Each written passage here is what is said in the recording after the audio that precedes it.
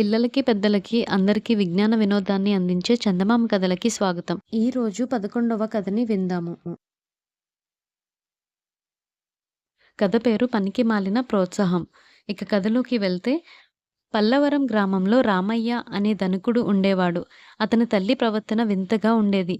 ఆమెకు బిచ్చగాళ్ళంటే అమిత అసహ్యం. కానీ ఆమె ఇద్దరు కుర్ర బిచ్చగాళ్లకు రోజూ 2 పూట్ల తిండి పెడుతుండేది. ఇది గమనించి రామయ్య తన తల్లి ప్రవర్తనకు కారణం అడిగాడు. ఆ కుర్రవాళ్ళు తాత ముత్తాతల మంచి ధనికులని, రామయ్య తాత చేసిన దుర్మార్గం వల్ల వాళ్ళ కుటుంబం పూర్తిగా చితికిపోయి వాళ్ళు దరిద్రులయ్యారని రామయ్య తల్లి చెప్పింది. ఇది విన్న రామయ్య గుండె ద్రవించింది. తమ కుటుంబం వల్ల ఆ కుర్రవాళ్లకు జరిగిన అన్యాయం సరికావాలని, అలా చేసే బాధ్యత తన మీద ఉన్నదని ఆయన అనుకున్నాడు. వెంటనే రామయ్య ఆ కుర్రవాళ్ల తల్లిని చూడబోయాడు. ఆమె చాలా దీనస్థితిలో ఉంది. తన బిడ్డలు చాలామంది వైద్య సహాయం లేకపోయారని, ఈ ఇద్దరు కొడుకులు మాత్రమే బ్రతికి బట్టకట్టారని ఆమె చెప్పింది. ఆమె అడుక్కుని బతుకుతున్నది. రామయ్య ఆమెని అడుక్కోవడం మానమని చెప్పి కొంత డబ్బు ఇచ్చాడు. నెల నెల ఆమెకు కావలసిన డబ్బు ఇస్తానని, ఆమె కొడుకులను చదివించి ప్రయోజకులను చేస్తానని మాట ఇచ్చాడు. కుర్రవాళ్లలో పెద్దవాడి వయసు 9 ఏళ్లు. పేరు శంకరయ్య. రెండోవాడు భీమయ్యకు 7 ఏళ్లు. రామయ్య చేస్తున్న ధన సహాయంతో ఆ ఊళ్ళో ఒక పాఠశాల నడుస్తున్నది. ఆ పాఠశాలలో పనిచేసే ఉపాధ్యాయుడికి రామయ్య కుర్రవాళ్లను అప్పగించి వాళ్లకు చదువు చెప్పమన్నాడు. అయితే వాళ్లకు చదువు మీద శ్రద్ధ లేదు. కొద్దిపాటి అక్షర జ్ఞానం కలగడానికి వాళ్లకు ఏడాది పట్టింది. ఉపాధ్యాయుడు ఈ మాట చెబితే, రామయ్య పాపం వాళ్ళు పెరిగిన వాతావరణం అంత మంచిది కాదు. వీళ్ళని మిగతా విద్యార్థులతో కలిసి చదవనియ్యండి అన్నాడు. 5 ఏళ్లు గడిచాయి. మిగతా విద్యార్థులు చదువు పూర్తి చేసి ఏవో వృత్తి విద్యలు నేర్చుకోవడానికి వెళ్ళిపోయారు. ఆ పాఠశాలలో వాళ్ల చదువు ముగిసింది. శంకరయ్య, భీమయ్య మరో 5 ఏళ్లు చదివితే గాని పూర్తి కాదు అన్నాడు ఉపాధ్యాయుడు. అలా చేస్తే వాళ్లకు ప్రోత్సాహం ఉండదు. వాళ్ళు పైకి రాలేని వాతావరణంలో పెరిగారు అని అన్నాడు రామయ్య. ఆయన అడిగితే శంకరయ్య తనకు వైద్యుడు కావాలని ఉన్నట్టు చెప్పాడు. రామయ్య వాణ్ణి ఒక పేరు మోసిన వైద్యుడి వద్దకు తీసుకుపోయి వాడికి వైద్యశాస్త్రం నేర్పమన్నాడు. వైద్యుడు శంకరయ్యను పరీక్షించి, ఈ అబ్బాయికి మామూలు చదివే రాదు, బాగా చదువుకోమనండి అని అన్నాడు. అలా అనకండి, మీరు తలుచుకుంటే వాణ్ణి వైద్యం ఉత్తీర్ణుణ్ణి చేయగలరు. వీడికి వైద్యశాస్త్రం చెప్తే మీకు మంచి బహుమానం ఇస్తాను అని అన్నాడు. వైద్యుడు బహుమానానికి ఆశపడి తన దగ్గర ఉన్న శిష్యుల్లో ఒకణ్ణి పంపేసి వాడి స్థానంలో శంకరయ్యనే తీసుకున్నాడు. అలా బయటికి పోయిన శిష్యుడు రామయ్యతో మొరపెట్టుకున్నాడు. నీకేం సంస్కారమున్న ఇంట పడ్డావు, ఎలాగైనా బ్రతకగలవు అన్నాడు రామయ్య. భీమయ్య ఇల్లు కట్టించే పని నేర్చుకోవాలనుకున్నాడు. రామయ్య వాణ్ణి ఒక వాస్తుశాస్త్ర ప్రవీణుడి వద్దకు తీసుకుపోయి వాడికి ఆ శాస్త్రం నేర్పమన్నాడు. కాని ఆ ప్రవీణుడు భీమయ్యను పరీక్షించి వాడికి ఉన్న చదువు చాలదన్నాడు.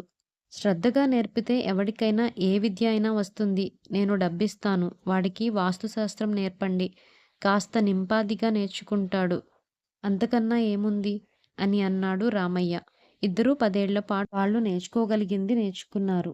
రాజుగారి దివాణంలో వాళ్లకు ఏవైనా ఉద్యోగాలు దొరుకుతాయేమో అని రామయ్య చూశాడు. కానీ ప్రయోజనం లేకపోయింది. వైద్యంలోనూ వాస్తులోనూ కూడా మెరికల్లాంటి యువకుల పోటీ హెచ్చుగా ఉంది.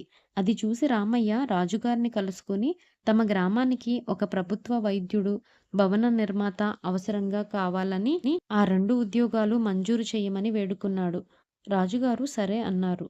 రామయ్య తన ఊరికి తిరిగొచ్చి గ్రామాధికారికి రాజుగారి పర్మానా చూపి ఆ ఉద్యోగులకు మనుషులు కావాలని చాటింపు వేయమన్నాడు. చాటింపు విని వైద్యంలోనూ వాస్తులోనూ మంచి నైపుణ్యం ఉన్నట్లు సిఫార్సులతో అనేక మంది వచ్చారు. వారితో బాటు శంకరయ్య, భీమయ్య కూడా వచ్చారు. మనం వెనకబడిన వాళ్లకు ప్రోత్సాహం ఇవ్వడం అవసరం. అందుచేత శంకరయ్యను గ్రామ వైద్యుడిగాను, భీమయ్యను భవన నిర్మాతగాను నియమిద్దాం అని అన్నాడు రామయ్య గ్రామాధికారులతో. గ్రామాధికారి రామయ్య మాటను కాదనలేకపోయాడు. త్వరలోనే శంకరయ్య వైద్యం గ్రామస్తులకు ప్రమాదకరమని తోచింది. వారి ఫిర్యాదులను రామయ్య పెడచెవిన పెట్టాడు. పోతే భీమయ్యకు ఇల్లు కట్టించే అవకాశం వెంటనే రాలేదు. అందుచేత రామయ్య అతని చేత తన దొడ్డిలోనే ఒక చిన్న డాబా ఇల్లు కట్టించాడు. అది చూసి భీమయ్య చేత అందరూ ఇల్లు కట్టించుకుంటారని రామయ్య ఉద్దేశం.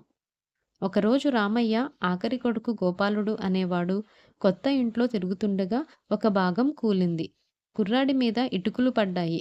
వాడు పెద్ద కేక పెట్టి పడిపోయాడు. కుర్రాడిని వెంటనే శంకరయ్య దగ్గరికి తీసుకుపోయాడు.